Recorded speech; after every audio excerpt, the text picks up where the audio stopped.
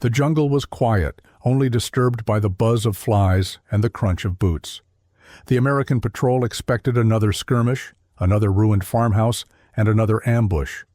The war in the Pacific had taught them never to trust silence. Silence usually meant danger. But this time, silence meant something else. The men came upon a compound that was not marked on their maps. At first, it looked like a farm, rows of weathered huts with roofs sagging under tropical rains and a fence of rusted wire. The gate hung on its hinges. There were no guards, no flags, and no sound of weapons, only eyes. Dozens of them were staring through the cracks in the planks. They did not look like soldiers' eyes. They were softer and darker and seemed to be filled with a mixture of terror and exhaustion. The Marines froze. These were not enemy troops. These were women. They pressed closer to the slats, their thin fingers gripping the wood. Their hair was matted, and their clothes were little more than rags. Some of them clutched infants born in captivity, wrapped in cloth so dirty it had turned gray. The women did not shout. They did not wave. They stared, motionless, like animals that had learned not to attract attention. The Americans exchanged quick glances. They had heard rumors, comfort stations, words that had been passed around in mess tents, stories from prisoners, and whispers from civilians, places where the Japanese military kept women as part of their war machine. But rumors were one thing. Seeing it was another matter entirely. The sergeant stepped forward. He put his hand on the gate. The chain was thick, and the lock was rusted but not particularly strong. He struck it once with the butt of his rifle. The lock cracked. The gate creaked open. The reaction inside was not joy. It was panic. The women recoiled, retreating into the shadows of the huts. Some cried out, covering their faces. One woman dropped to her knees and clutched her child to her chest, whispering unintelligible words. Another picked up a splinter of wood as if it were a weapon, but her hand was shaking so badly that she nearly dropped it. They had been told what would happen. Officers had warned them, if the Americans come, they will slaughter you. They will laugh as you die. They will take your babies and burn them. The women believed it. They had no reason not to. Everything in their lives had taught them to be afraid. So, when the gate opened, they braced themselves for the end. But it did not come. The Marines did not rush in. They did not raise their rifles. Instead, the sergeant stepped back and raised both his hands in the air. He shouted something in English in a calm, almost fatherly tone. The men behind him lowered their weapons. One of them pulled out a canteen, took a drink, then crouched down and put it on the ground. He stepped back with his hands open. The women stared. In the sunlight, the canteen gleamed, droplets of water sliding down its side. The sound of liquid inside seemed louder than the sounds of the jungle. One of the younger women, barely more than a girl, edged forward. She moved on her knees as if crawling to her execution. She grabbed the canteen and raised it to her lips. She flinched, expecting pain, poison, or death. Instead, cool water filled her mouth. She coughed, then drank again. For a moment, nothing happened. Then the other women surged forward, not in attack, but in desperation. They pulled children with them, reaching for water and air and the open gate. The Americans stepped aside to form a line on either side of the entrance. Their rifles were pointed not inward, but outward, as if the soldiers were protecting the women rather than capturing them.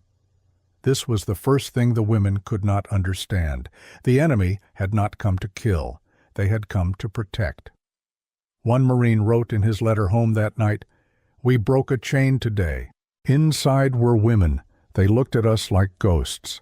When the gate swung open, they cried not because we had hurt them, but because they could not believe that we had let them live." Some women stumbled out barefoot, clutching children. Others clung to each other, too weak to walk unaided. A few fell to the ground just outside the gate, kissing and weeping into the dirt. Their sobs were raw, breaking years of silence. The soldiers who had seen men torn apart in battle stood awkwardly, shifting their weight, unsure how to respond to mercy when it felt heavier than violence. The moment stretched on. No shots were fired, No orders were barked, just women passing through a gate they had never expected to open. For the first time in years, the air inside the compound did not smell of fear, but of freedom. The compound that the Marines opened in 1945 was not unique. It was just one link in a chain stretching across Asia, built not in chaos, but in cold bureaucracy. The term comfort station was a euphemism for something brutal. Yet the system was documented with stamps, signatures, and files that resembled business contracts. Its origins can be traced back to the early 1930s. After Japan invaded Manchuria in 1931, discipline problems increased. Soldiers far from home turned to violence against civilians. The army feared two things: local uprisings and disease. Their solution was calculated. They believed that if they could regulate sex, they could control both. The result was the first comfort stations. Initially, the military attempted to recruit women on a contractual basis. Adverts were posted in Korea, Taiwan, and occupied Chinese cities. They promised factory work, nursing, and cooking roles. Some women signed up willingly, thinking they were securing an income for their families. Others were sold by brokers, men who traveled from village to village, offering jobs abroad. Many of these jobs ended up being in locked rooms behind barbed wire. By 1937, during the Nanjing Massacre, the mass rape of women by Japanese troops was so horrifying that it shocked even their own commanders. Rather than being punished, the response was expansion. Within months, new orders were issued. Every division in China was to establish comfort stations. The logic was brutal yet efficient. If soldiers used designated women, it would reduce chaos. Documents show just how organized it became. In Shanghai, for example, a contract from 1938 survives, bearing an Imperial Army seal. It lists the rent for a building to house 20 women, the supply of futons, and the division of profits between the operator and the military. On paper, it reads like a hotel lease. In reality, however, it was a prison. Schools and temples were converted into stations. In some towns, villagers witnessed the transformation of familiar places, classrooms and shrines, into sites of exploitation. One witness recalled seeing desks from a school stacked against the walls of a brothel with chalkboards still hanging behind the curtains. This combination of innocence and abuse was shocking even to those who survived it. The numbers were staggering. Historians estimate that between 50,000 and 200,000 women were forced into the system. Many were teenagers. Some were as young as 12. A military doctor's report from Burma casually notes that 2 of the women appear to be underage but are performing adequately. The language strips away any hint of humanity, revealing only the machinery of cruelty. Okinawa joined this network late. In 1944, as the island was transformed into a fortress in anticipation of an invasion, the Japanese High Command ordered the construction of comfort stations for the garrisons. Barracks were erected near airfields and caves. Women were brought from Korea, Taiwan, and the Ryukyu Islands. They were not registered as prisoners, but as military workers, with their names written in ledgers under columns such as supplies. A surviving Japanese Army memo from early 1945 complains, "Productivity is declining, women too weak, food shortages affect morale." This is a chilling statement. It equates human beings with broken tools, treating their suffering as a mere logistical issue. The women's daily lives were governed by a rigid schedule. They underwent morning inspections by Army doctors, not for health reasons, but to check for venereal disease. Their hours were measured in visits, sometimes 20 or 30 soldiers in a single day.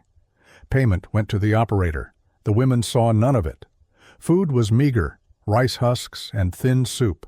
Resistance was swiftly punished with beatings, starvation, and worse. And yet, the entire system was shrouded in denial. The Japanese public rarely knew. Officially, these women were volunteers. Even after the war, officers claimed that the women had chosen this life. The truth lay in testimonies that had been smuggled out, in diaries, and in scars. By the time the Americans discovered the compounds in 1945, the women inside had spent years living in this system. Their bodies were riddled with disease and their spirits were weighed down by silence. Many could not imagine any other world. The barbed wire, the guards, and the endless routine had become normal. This is why the gate swinging open did not bring joy at first. It was terror. The only thing worse than what they knew was the unknown, which they had been taught to fear. The Americans did not realize it at the time, but when they cracked that lock, they were breaking more than just a chain. They were dismantling a system that had been built over the course of a decade and spanned continents, enforced with bureaucratic precision. For the women, stepping through that open gate meant stepping out of a machine that had tried to erase their humanity and into a future they could not yet imagine. Fear was a weapon as sharp as any bayonet. The women inside the comfort stations were already prisoners, broken by routine and violence. But fear prevented them from even imagining escape. It was carefully planted and watered daily by propaganda until it felt like truth. The Japanese military told them that the Americans were worse than disease, worse than the guards, and worse even than death. Officers came into the barracks and warned, "If the enemy arrives, you will wish you had killed yourselves first." Teachers in occupied villages had whispered the same warnings years before. Americans are devils. They will tear babies from your arms, burn your homes, and laugh at your suffering. The women believed it. How could they not? Every authority figure in their lives had spoken with one voice. Posters displayed grotesque caricatures of American soldiers with fangs and claws dragging women into the darkness. Leaflets handed out in villages described mutilations and murders. Even songs sung in classrooms carried the same message: surrender is worse than death. One Korean teenager later testified that, before being taken to a station, she had been told, "If you ever fall into enemy hands, they will cut you open. It is better to throw yourself into the sea." Another woman recalled a Japanese sergeant giving her a grenade and telling her, "If the Americans come, use this on yourself. Do not let them touch you." The weight of that grenade was heavier than chains. Inside the compounds, rumors multiplied.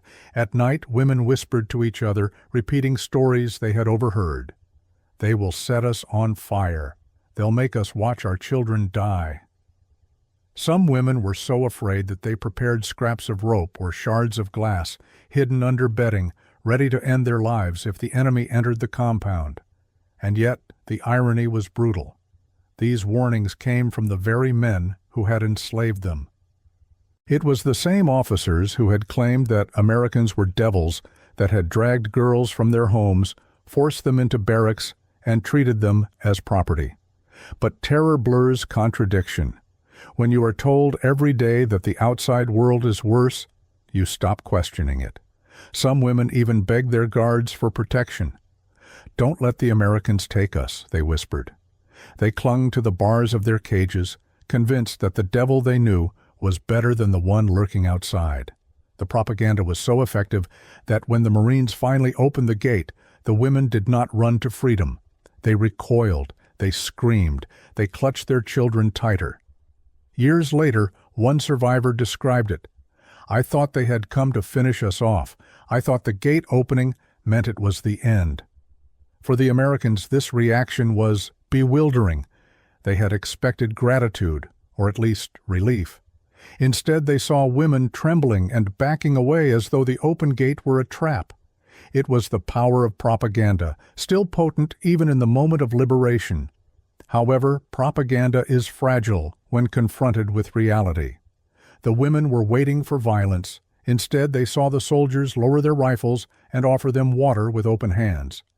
They expected fire. Instead, they saw food and medicine. Each gesture was more powerful than any bullet. One Marine wrote in his diary, "They looked at us with terror, not like people who are afraid of strangers, but like people who had been told that we were monsters." When they realized we weren't, they cried. I don't think I'll ever forget those tears.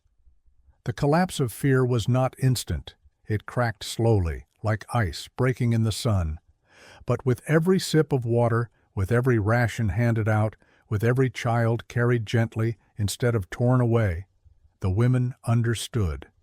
The devils were not devils at all. The real cruelty wore a familiar uniform. It was this realization that marked the true end of their captivity. The gates had opened physically, but it was the breaking of propaganda that set their minds free.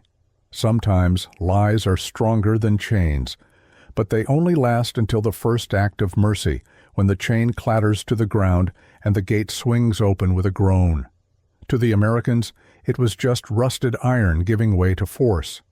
For the women inside, however, it was the sound of death arriving. They froze, their eyes wide and their mouths open but voiceless. Freedom was not a concept they could comprehend. Every open door before this had meant more abuse, more humiliation, and another endless night. The Marines stood still. Dust rose around their boots. Their rifles were slung but not aimed. The sergeant kept his hands visible, palms out. He had broken dozens of locks in this campaign, on supply sheds, armories, and bunkers. But never on a place like this. The women pressed themselves against the walls of the huts. Some covered their faces with their hands. Others hid behind each other. A young Korean girl, perhaps 16 years old, trembled so violently that she dropped the piece of wood she had been holding as a makeshift weapon. An older woman pulled her down to the ground, whispering frantically, as if preparing her for execution. The Marines did not advance. Instead, one of them took off his backpack and took out a canteen. He tilted his head back to drink so that the women could see the water spill across his chin. Then he crouched down, set the canteen on the ground just inside the gate, and motioned for the girl to come forward. He rose again, stepping back slowly with both hands raised. The gesture was deliberate. There was no trick or trap. For a long moment, no one moved. The canteen glinted in the light, condensation forming on its metal sides. The women stared at it as if it were a bomb. The jungle hummed with insects. Time stretched. Finally, one figure broke away from the group. She was young and gaunt, her ribs visible through her torn blouse. She crawled forward on her knees, dragging a child behind her. Every inch looked like agony. She grabbed the canteen, flinched, and raised it to her lips. Her body shook as she swallowed. She coughed, her eyes darting wildly, as she waited for the poison to take effect. But nothing happened. She drank again, for longer this time. She turned to the others and spoke in a language the Marines could not understand. The meaning was clear enough. It was safe. The reaction came like a flood. More women surged forward, some stumbling and some crawling. They clutched the canteen and passed it from hand to hand, pressing it to their children's mouths. Infants who were too weak to cry sucked greedily, with water dribbling down their cheeks. The sound of gulping, coughing, and quiet sobbing filled the compound. The Americans watched in silence. A corporal whispered to another, "They're terrified of us." The other man replied, "Not for long." One Marine stepped closer slowly, as though approaching a wounded animal. He reached into his ration pouch and pulled out a piece of hardtack. He broke it in half, put one piece in his mouth, and chewed. Then he held the other piece out. At first no one moved. Then the same young woman edged forward, grabbed the cracker, and took a bite. Her eyes widened. She chewed and swallowed, then gave the rest to her child. The Marines began pulling out more rations, cans of Spam, chocolate bars, and biscuits. They opened the cans themselves, taking a bite first, then offering the rest. Each time the women hesitated less. Hunger was stronger than fear. Slowly they began to leave the huts. Their bare feet touched the dirt outside the gate. Some collapsed immediately, too weak to stand. Others propped each other up, shielding their children with their bodies as they stepped towards freedom. The Marines instinctively moved into formation, facing outward. They faced outwards, rifles at the ready, guarding the perimeter as if the women were allies, not captives. For the women, this was the moment of deepest confusion. All their lives they had been told that Americans would destroy them. Yet here the enemy was creating a circle of protection around them. They looked at the soldiers, then at each other, unable to comprehend what they were seeing. Tears came, first from one or two, then from many. Women sobbed openly, clutching their children and strangers, and holding the hands of the Marines, who stood awkwardly but did not pull away. One soldier later wrote, "I have seen men cry when they were wounded. I have seen men cry when their friends died. But I had never seen women cry like this, cry because they were alive." The scene lasted hours. The Marines distributed rations, checked wounds, and tried to communicate with gestures. The women, still trembling, began to trust them. They touched the soldiers' sleeves, searching for malice and finding none. A few even managed faint smiles, fragile as glass. That night, under the watchful eye of the sentries, the women slept outside the huts for the first time in years. The Americans kept fires burning around the perimeter and pointed their rifles into the jungle. The women understood. The weapons were not aimed at them. They were for anyone who might try to hurt them again. For the first time, the gate was open, and this time it did not lead to pain. Sometimes freedom does not arrive with fanfare. Sometimes it arrives silently, in the form of water and food and open hands instead of clenched fists. The morning after the gate opened, the Marines radioed for medical support. They had secured prisoners before, wounded soldiers and starving civilians, but this was different. The women were not just thin, they were broken in ways the men had never seen before. The first Navy corpsmen arrived with their kits slung over their shoulders. They expected to treat dehydration and perhaps malaria. What they found stunned them. The women's skin was sallow, and their arms were covered in fresh and old bruises. Many of them were limping or unable to walk at all. Some had open sores that had been left untreated for months. Infants clung weakly to their mothers, their bellies swollen from malnutrition.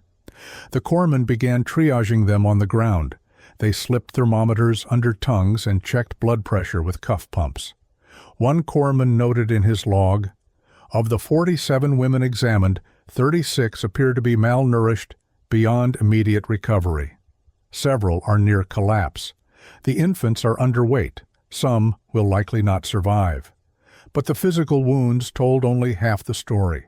When the doctors began more thorough examinations, they discovered what the women had endured. Rates of venereal disease were staggering. Declassified records later showed infection levels as high as 70 to 80% in certain stations. The conditions were untreated syphilis, gonorrhea, and ulcers, conditions that had gone unchecked for years. To the Japanese military, these women were merely commodities. Regular inspections were not for their health, but for the efficiency of the system. Now American doctors were confronted with the human cost of that system face to face. The women resisted at first. When nurses approached them with instruments, some of the women shrank back and shook their heads violently, expecting more abuse. One corpsman tried to explain with gestures, showing them bandages and drinking the medicine himself to prove that it was not poisonous. Slowly and painfully, trust was built. The first woman to allow herself to be treated wept silently as her wounds were cleaned. Others followed, with each act of care breaking down another layer of fear. The Navy brought in more supplies, including sulfa drugs, penicillin, powdered milk, and soap. Penicillin was the new wonder drug of the war, and here it was being used not on soldiers, but on women who had been denied treatment. Doctors carefully injected them, noting that fevers broke within days.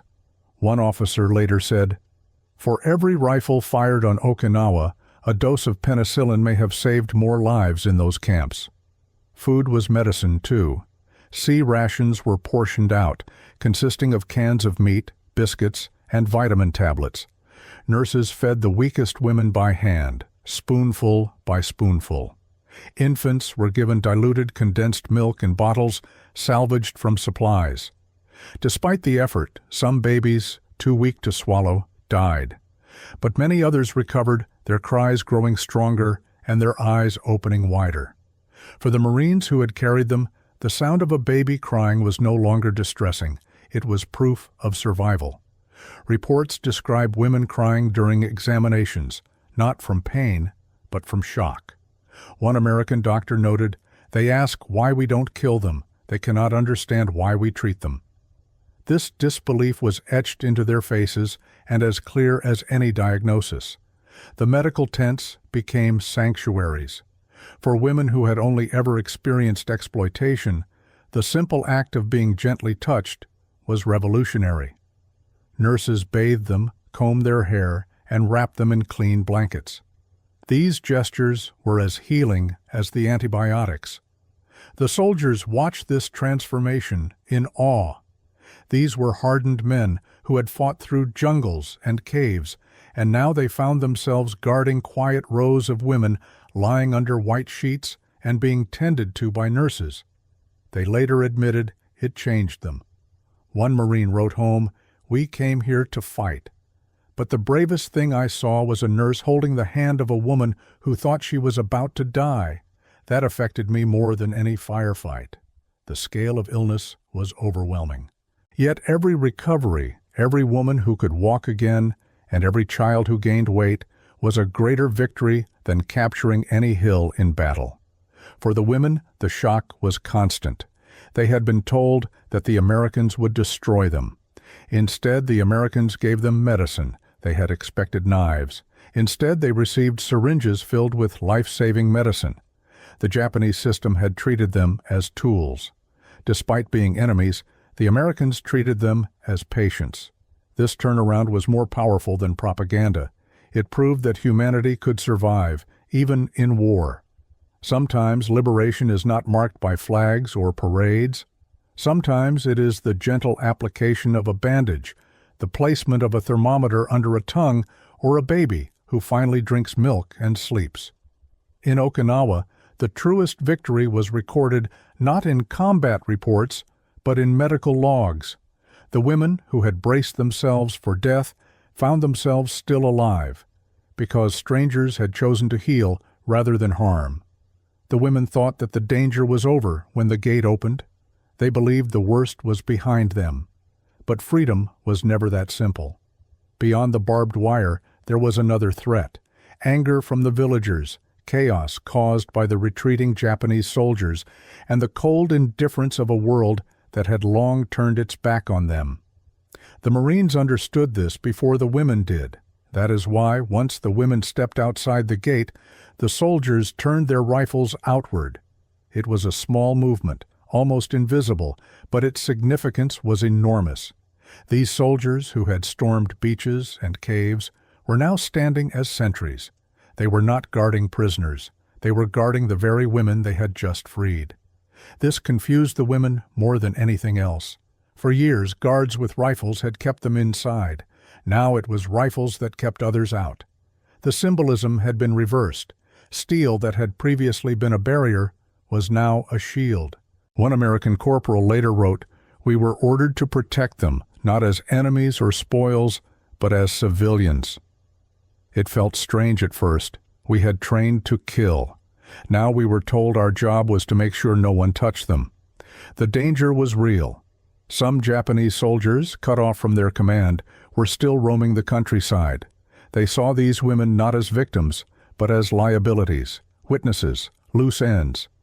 Marines intercepted one group of soldiers approaching a camp at night. The soldiers were armed with bayonets. The Americans opened fire, scattering them. The women watched from behind the wire, realizing that the rifles they had once feared had just saved their lives. The reaction of local civilians was even more complex. Many Okinawans despised the comfort stations. To them, the women were symbols of shame. Some even whispered that the women had betrayed their people by serving the Japanese army, ignoring the fact that most of them had been kidnapped or deceived. In the chaos of 1945, vengeance could come quickly. The Marines were aware of this, so they surrounded the camps with guards day and night to prevent violence. For the women, this protection was more difficult to comprehend than medicine or food.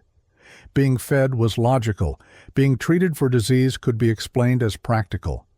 But to be protected, actively defended by men in enemy uniforms, shattered every belief they had been forced to hold. One survivor recalled decades later, "At first I thought they wanted to keep us for themselves, but then I saw them push others away. I saw them fire their guns into the night to protect us. That was when I understood. They were guarding us, not keeping us." The Marines themselves were uneasy. Standing guard at a women's compound was unlike any duty they had experienced before. Some even described the assignment as more challenging than combat. "In battle," said one sergeant, "you fight an enemy.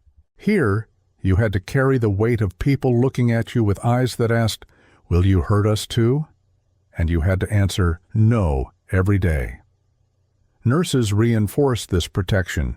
They set up separate tents for women, ensuring privacy, dignity, and safety. Curtains were drawn, and guards kept their distance. For women who had lived under constant surveillance and violation, having privacy was almost unbearable because it was so strange. Some cried simply because they could finally sleep without fear of intrusion. The symbolism became clearer each day. Japanese guards had carried rifles to enforce captivity. American guards carried rifles to ensure their safety. One weapon, two opposite meanings. It took time for the women to accept this distinction, but once they did, it became a memory more powerful than propaganda. There were moments of deep humanity. A Marine once lent his blanket to a shivering woman at night and stood the rest of his watch in the cold. Another brought his own rations, not because he was ordered to, but out of instinct. Acts like these spread quickly among the women. Whispers circulated, "They are not like what we were told." This change was not just military, it was psychological. Standing inside the circle of rifles and realizing they were pointing outwards made them feel, for the first time in years, that they might be valued as human beings. Historians later termed this a paradox of occupation. Women who had been enslaved by their own army found protection under the guns of their supposed enemy. But for the women themselves, it was no paradox. It was survival.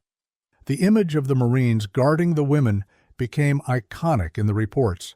Officers wrote in dry language, "Protective cordon established around liberated civilians, no breaches noted."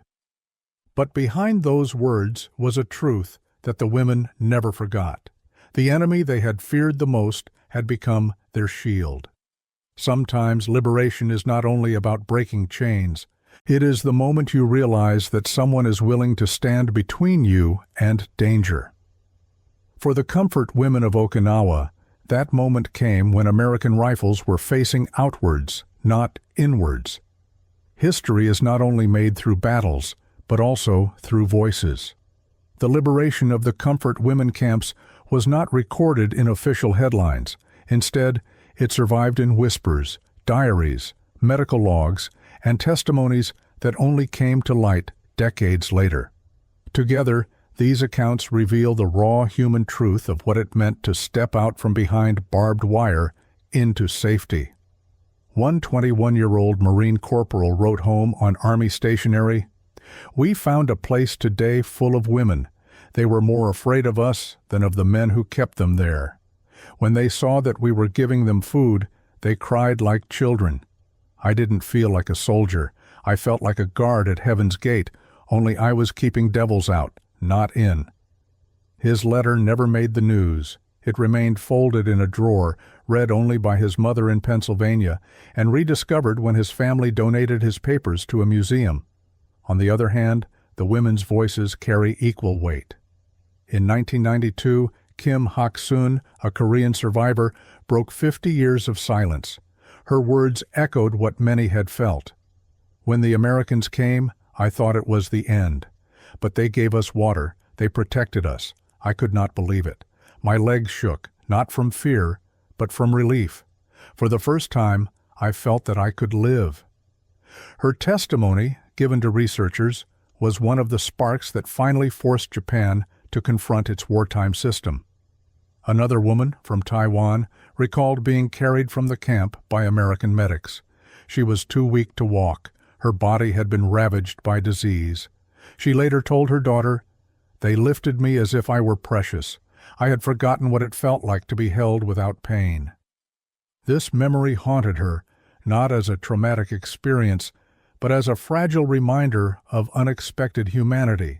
American nurses kept journals. One wrote on 23 June 1945, "The women cry constantly, not from pain, from confusion. They ask us why we are helping them. I cannot explain in their language. I just hold their hands and feed their babies.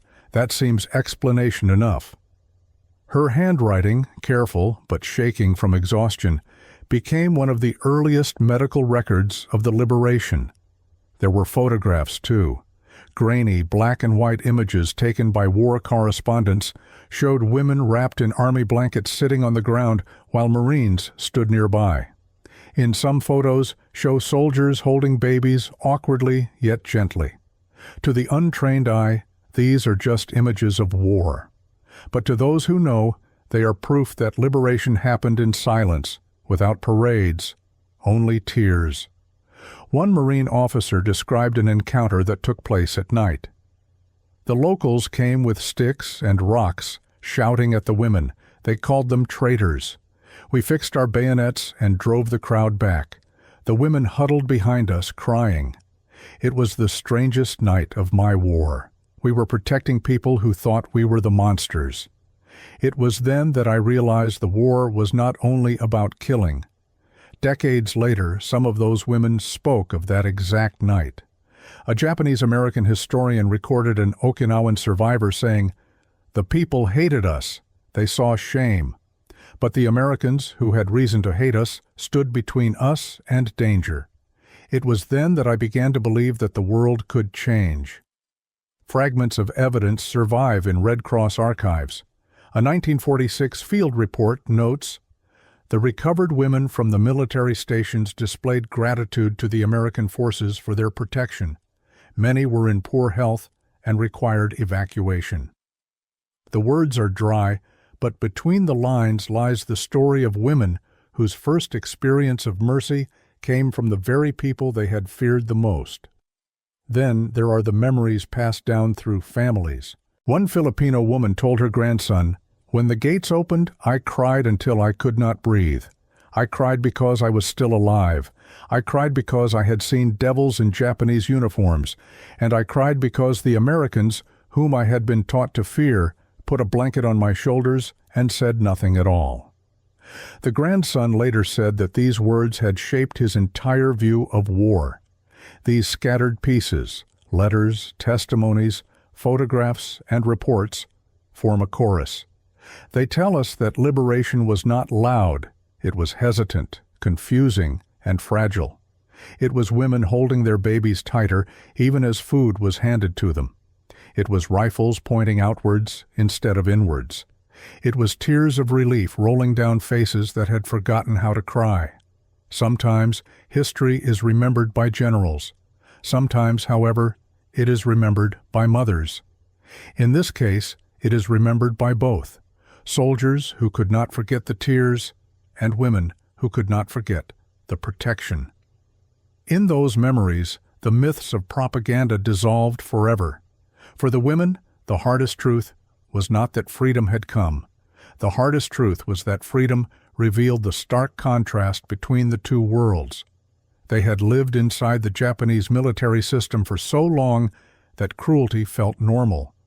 Their worth had been measured in numbers, visits per day, cold medical reports that treated them like machines and spoke of productivity. Now suddenly they were seen as people again.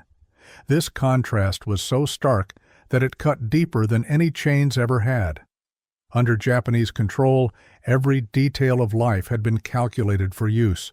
Food rations were not designed to promote health, but to ensure they had enough energy to serve.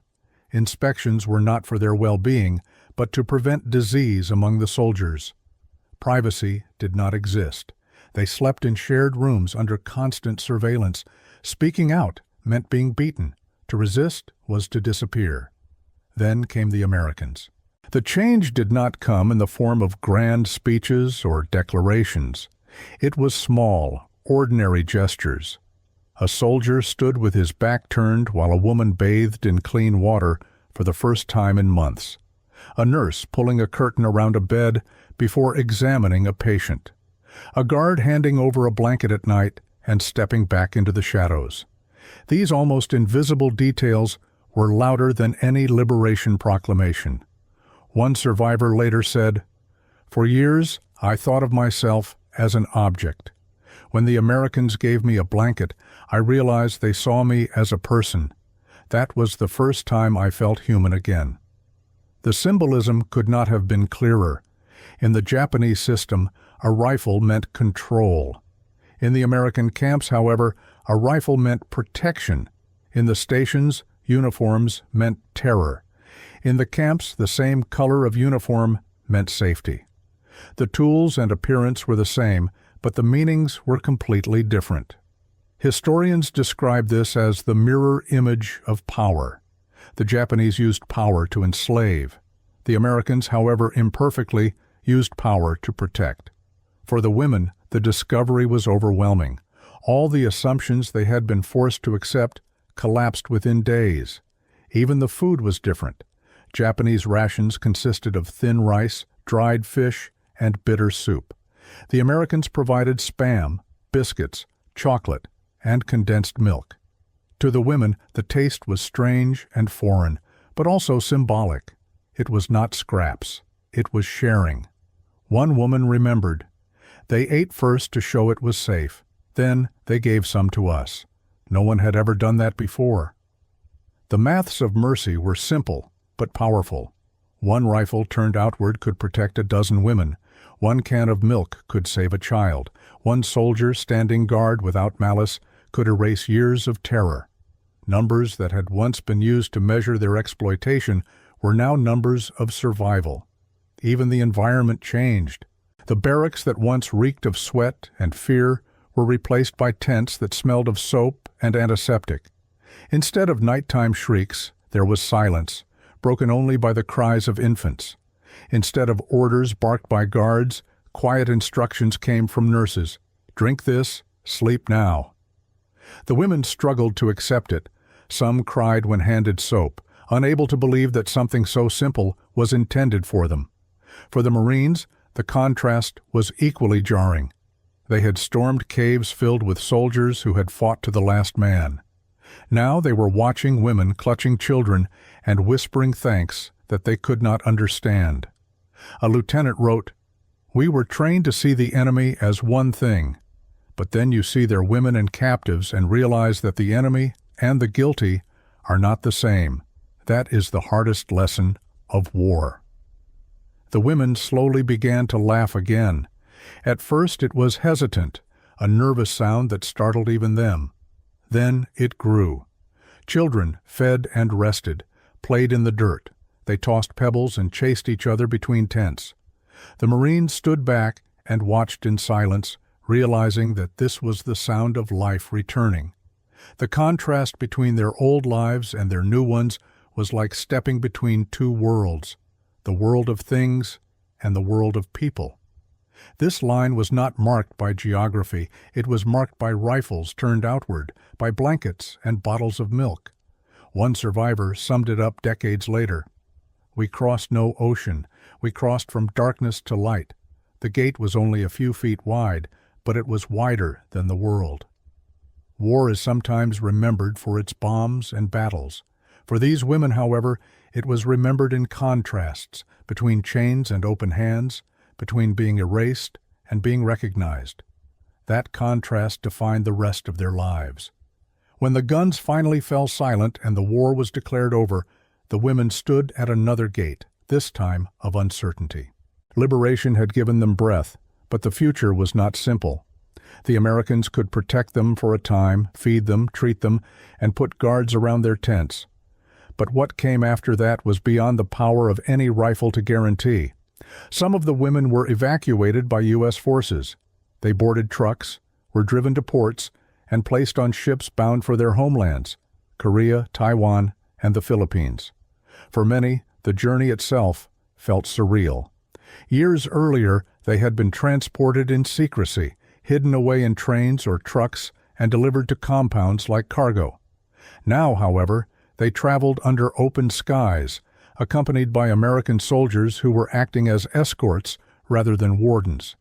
However, going home did not mean peace. In Korea, many of the returning women were met with silence and hostility. Families who had once wept for their lost daughters would sometimes turn away when they returned.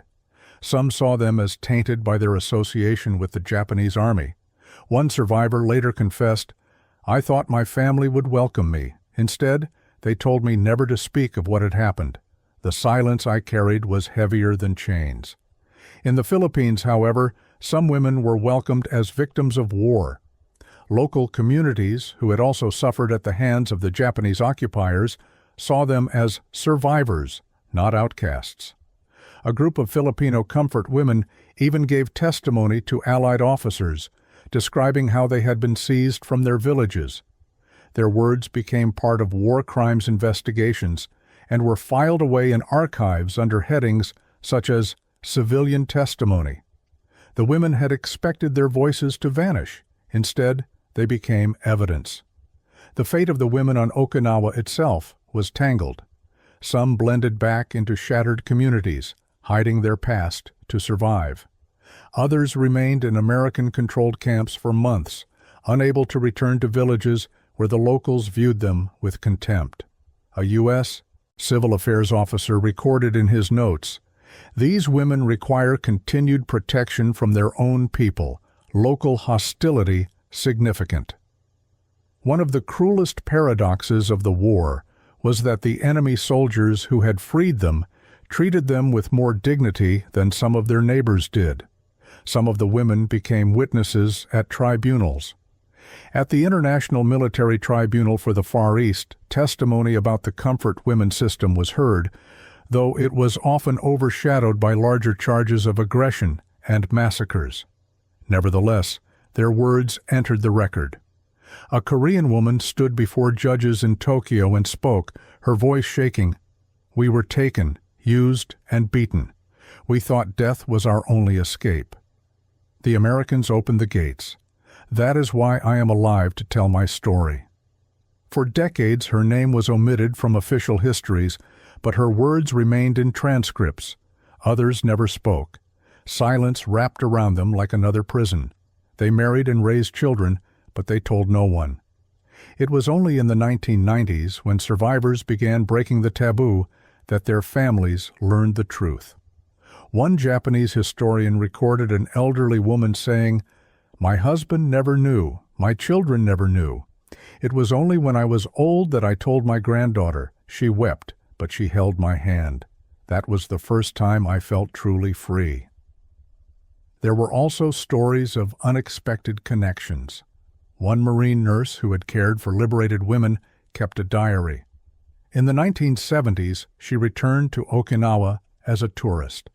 At a small gathering, an elderly woman approached her, took her hands in hers, and whispered in broken English, "You gave me a blanket." The nurse, now gray-haired, broke down, crying. Two lives, once joined in war, had crossed again in peace. Historians note that memories of the American role were often buried under the larger trauma of the system itself.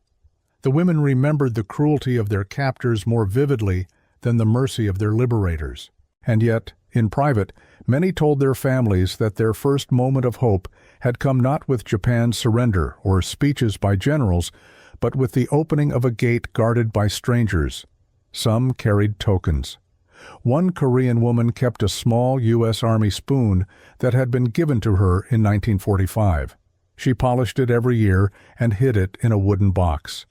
When she died, her family found it wrapped in cloth with a note that read, "This was the first time I was fed like a human being." Others remembered sounds. A Taiwanese woman said that, for her, The memory of freedom was the sound of American soldiers marching outside her tent, not as jailers, but as guards. That rhythm, she said, was the sound of safety. The post-war years turned survival into history. These women experienced marriages, children, poverty, and reconstruction. Some joined the movements of the 1990s, demanding recognition from Japan. They spoke on television, in classrooms, and in front of parliaments. When asked why they had waited so long to speak out, many of them gave the same answer: because now someone will listen. But they never forgot the moment of protection. No matter how brief or overshadowed by silence it was, it lived inside them. They remembered the rifles pointed outwards, the canteen of water, and the blanket draped over their shoulders. These small things marked the beginning of life after years of being treated as less than human. And so their destinies diverged. Some were silenced, some testified. Some lived ordinary lives as mothers and grandmothers, never telling their stories until the end. In every case, however, their futures were shaped by the same moment, when Americans opened the gates and chose to protect instead of destroy for the first time in years. Sometimes, in war, the true victory is not who holds the ground, but who gives a future. For the women once trapped in those stations, their future did not begin in courts or treaties, but in the dust of a compound where rifles were turned outward and chains were cast aside. The sun was setting when the women finally stepped beyond the wire. The sky was streaked red and gold, the same colors that had burned in firestorms, but now they carried another meaning. The sound of boots crunching in rhythm followed them, Marines walking the perimeter, rifles angled outward. The rifles no longer imprisoned them, they protected them. For the women, each step felt like entering another world. The ground was the same soil, but it no longer reeked of fear. The air was heavy, but no longer felt like suffocation. The silence was the same as the silence of war, but it no longer signified death. It meant waiting for something beyond mere survival. They clutched their children, their thin arms trembling with hope this time. They carried blankets given by strangers and tasted food they had never known before. They heard words they could not understand, but they could feel the meaning behind them. They had expected cruelty. Instead, they found humanity. This reversal was almost unbearable.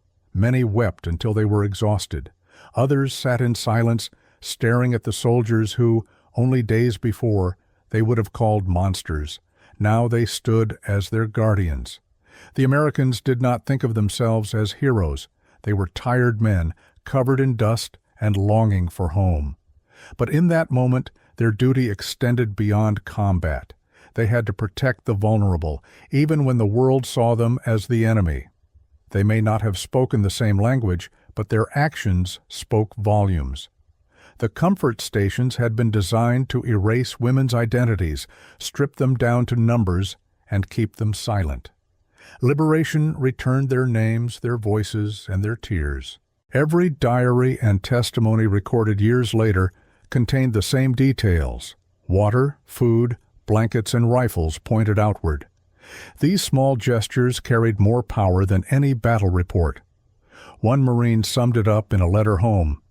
"We broke open a gate today. It was just a lock, just a chain, but for them, it was the whole world." Decades later, survivors still remembered that moment. A Korean woman told her granddaughter, "I saw the rifles. I thought they would fire at us. But they stood between us and the danger. That was when I believed life could begin again." While the war officially ended with the signing of surrender documents in Tokyo Bay, for these women it had ended much earlier, in the dust of a compound, when the chains fell and the rifles were turned the other way. History often records battles, strategies, and generals. But sometimes, history is defined by a single gate opening. The women carried that memory with them for the rest of their lives. Some spoke, some stayed silent, some gave testimony in court, others only whispered to their families, but they all carried the same truth. Mercy had come from where they least expected it. The final image is not of destruction, but but of protection. It is of women stepping out of the shadows, soldiers standing guard, and children drinking water under a sky that is still heavy with smoke. Sometimes war does not end with a shout, but with a silence. Not with a bayonet, but with an open hand. Not with chains tightening, but with chains falling. Sometimes the greatest victory is not conquering land, but restoring humanity. The women thought they would die behind those gates. Instead, they walked out alive. History remembers not the walls that held them in, but the moment the gates opened.